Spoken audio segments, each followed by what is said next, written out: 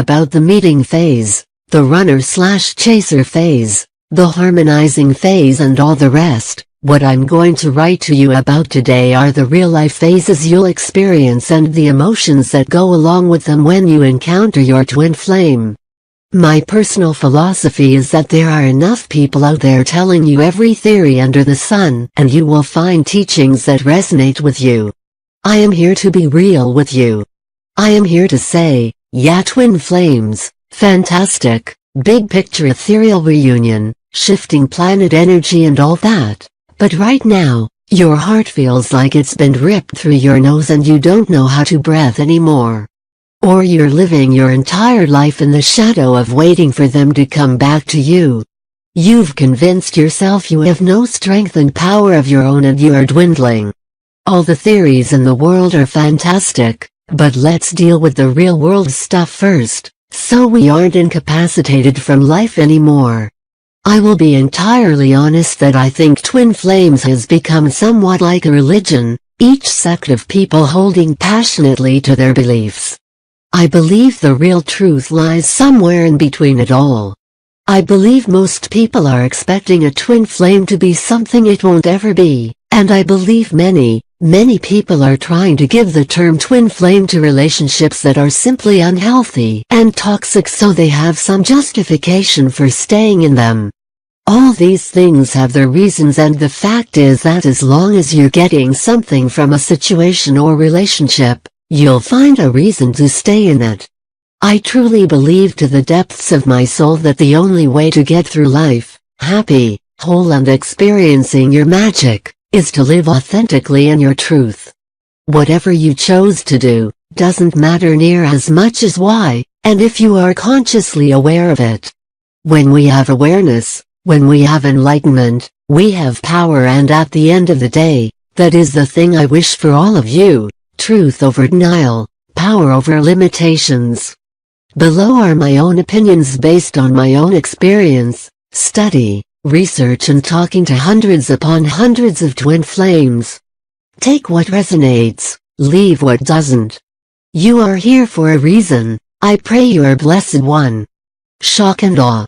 The very first thing you'll discover is a deep sense of knowing. You'll feel this person in your soul.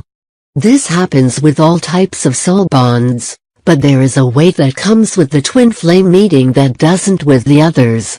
This isn't so much, oh, I know you, as, oh, I've been looking for you. If you've never really felt that before, you won't have the words to entirely describe the sensation, but it will be a blend of comfort and excitement that is unmatched to anything else, and it's this feeling that will bring on a state of awe and euphoria that will last potentially 4 months. At first everything is very wonderful and beautiful. You are experiencing awakenings left and right, your chakras are lighting up, you may be having past life flashes, expanded spiritual awareness, possibly even telepathy and other forms of contact that aren't within the physical realm. You are not crazy, this happens to all of us. The sex will be unlike anything you've ever felt because there will be this deep connection of souls.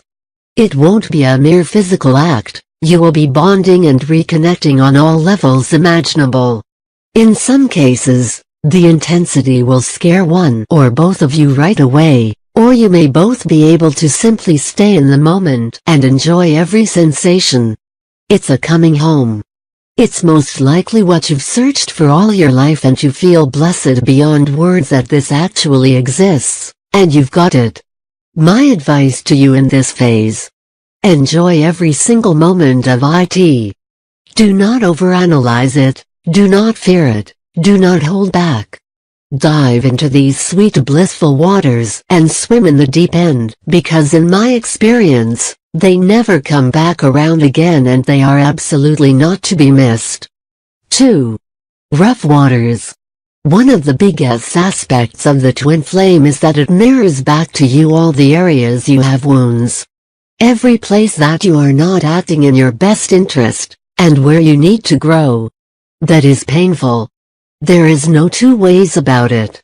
Going through this part of the process, that can start as soon as a few weeks into the relationship, is like walking through fire. In my personal experience, we had about 2 months of the honeymoon period where all was right with the world. We were in awe of finally having found one another, and we knew there could be no deeper love than what we were feeling at the time. Then the pain started.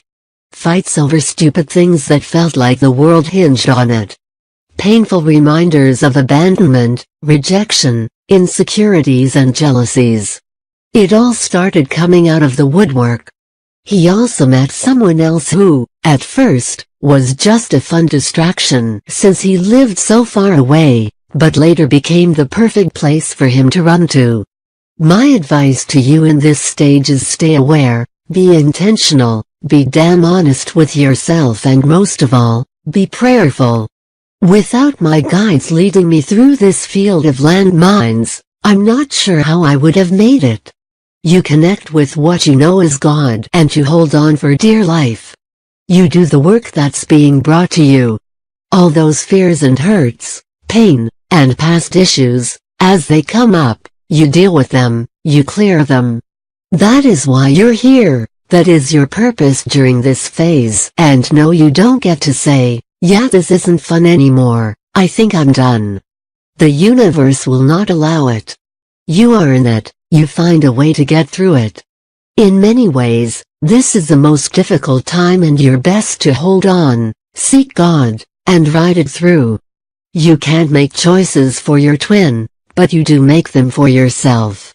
In the end of my relationship, my twin chose his fears over us. In the end I chose God, myself and a higher purpose over him. Union is not easy.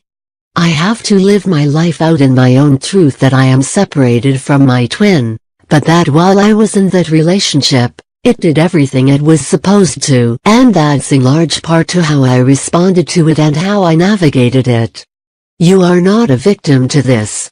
You have far more power than you know. Find it. Use it. 3. The doormat. Hear me out. Yes, we all want reunion, but at any cost? Some twin flame unions can turn abusive, and that is never something you should stand. This is why I say, be aware. Be aware of what is happening. You and this other person may be two halves of the same soul, but that does not give them the right to treat you with anything less than dignity and respect. That being said, do your own inventory of how you're being with your twin. Has this become all about you and what you want? I would remind you to treat your twin with the same dignity and respect you want to be treated with. You cannot force reunion, and furthermore, the mirror does work both ways. Remember that your twin is in pain as well as you at this point. Their stuff is coming up as much as yours is. That's not to say you should bend over backwards to let them be in less pain. It's simply important to acknowledge that you are both going through something very difficult. Too often we get entirely self-absorbed and just think that if our twins would give in, everything would be fine.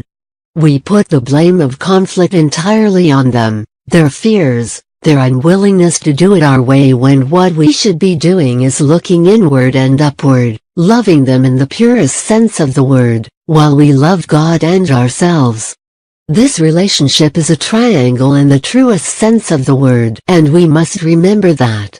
The other big point, being a twin flame to someone does not give you rights to abuse or otherwise victimize a person, and we always have the right, the ability, and the responsibility to say, no, you cannot treat me like this. I feel very strongly that too many of us act in fear of losing this other person and give them far more leeway than we ever would anyone else. I believe what we are doing in this phase is nothing more than enabling these people, these ones we say we love so dearly, to never grow, to never have their dark night of the soul, to never find their awakening that would lead them back to us in full reunion.